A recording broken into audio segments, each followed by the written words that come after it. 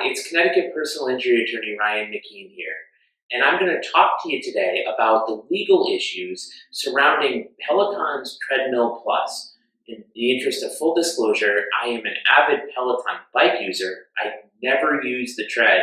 You can follow me on the leaderboard though, hashtag I am Ryan, to catch up on my Power Zone rides. But we're here to talk to you today really about the legal issues surrounding the Peloton Treadmill Plus, which has a lot of Peloton users, concerned for their safety, concerned that they might not be able to use their treadmill. They may be fearing the loss of the Matt Wilpers runs on the treadmill, and so that's a big issue in the Peloton communities.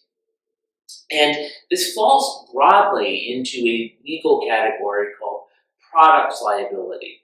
And products liability is certainly what the Peloton lawyers are concerned with. And what's happened is Peloton, with the Consumer Product Safety Commission, has issued a recall of their treadmill and their Tread Plus, particularly in the United States. As a result, what prompted this recall was there were 39 known incidents where people were injured, and there was one tragic death of a 6-year-old. Now, the thing you need to know about the Peloton Treadmill Plus is it's a slat-based treadmill as opposed to a belt-based treadmill. So the slats, they're little almost like boards, and in between the slats, things can get caught, whether it's a finger, whether it's a hair, an elbow, something can get caught in those slats and the treadmill can pull it forward. And also as a result of the slats, the Peloton Tread Plus has a higher clearance, so it's off the ground more, increasing the chance that something can get stuck underneath it. And that's exactly what happened. The video up there is very sad. We're not going to show it here, where a child gets dragged and pulled underneath the treadmill, ultimately causing death. So it's the specific design of this Treadmill Plus. And also, what Peloton Treadmill does not have is it does not have a passcode to turn on the treadmill. There's a key, but otherwise you can hit the profile button, on you go, the treadmill starts, so it can be started by a young child. And what Peloton's recommending right now is you can go to their website, return their treadmill. They have a whole process for that. We'll link to it in the comments below. Or also just putting it in a secure room. But we all know as parents, it's very difficult to secure anything from children. They are mobile, and it only takes a minute for them to, go into a room with the doors unlocked and turn on a treadmill and get themselves in some potentially very serious harm.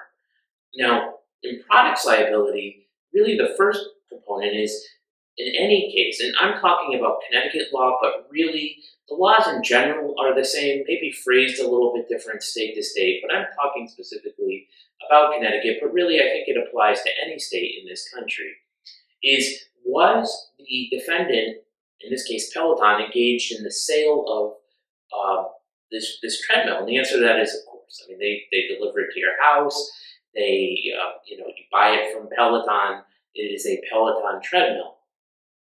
The second component of the analysis, the legal analysis here, is there a defective condition that is unreasonably dangerous to the consumer? And that's both obvious and also really complicated because it's a little vague. So what do the courts look at to determine, is a product unreasonably dangerous to the consumer? Well, they look at a test and they call it harm versus usefulness. Now, there are some products that get made, like a chainsaw, that are inherently dangerous. There's not really a lot of ways to make a chainsaw safe. It is a chainsaw. It is to be used to cut down trees and limbs, and it is necessary, after a storm, to clean up, to clear land. Chainsaws are certainly necessary, and there are safety precautions that they have to take, in guards and whatnot. But it's inherently a dangerous product, but also useful.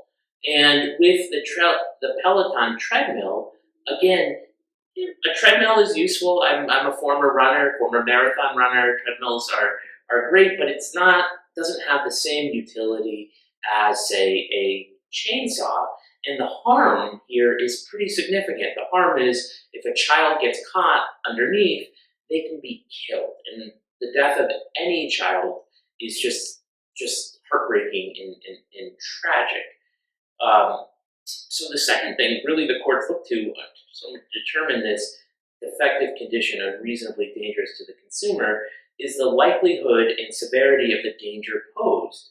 Well, here, the danger posed is death, which is the most severe danger of all in the world. So that's a very big concern to Peloton's lawyers, which is that if a child gets hurt, it's not just that they have a bruise or a scrape, it is that they could die. And another particular concern here to Peloton's lawyers, I'm sure, I don't know any of them, I'm just using my background and experience to try to give some insight into the situation, is the alternative design feasibility. And this is a particular concern because a software update where they put on a passcode, and again, this is filmed May 6, 2021. What Peloton does a week from now, a month from now, a year from now, I don't know. But as of now, you can log in and just by clicking your profile and start the treadmill. Well, a password would prevent a young child from starting it when a parent is not around.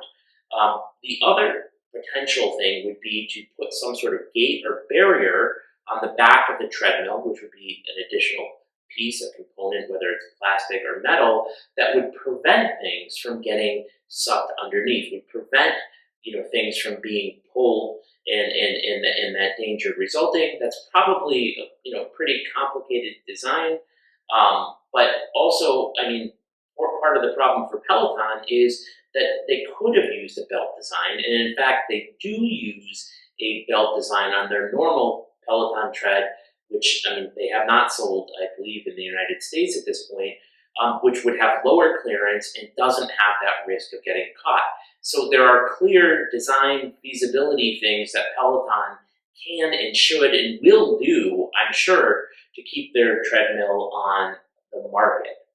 And the other basic concepts at play are that the defect must cause the injury. And of course here, the elevated clearance, lack of password, and the slats cause the death. It caused the child to get sucked underneath and can cause future injuries. The second components really aren't at play here.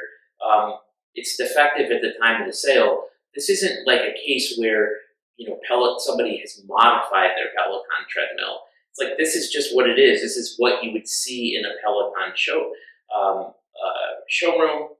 It's what they deliver to you, and also there's no change here. People aren't, lifting their treadmills this is normal use as designed by Peloton. So there are a lot of legal issues and concerns for Peloton relating to their Tread Plus.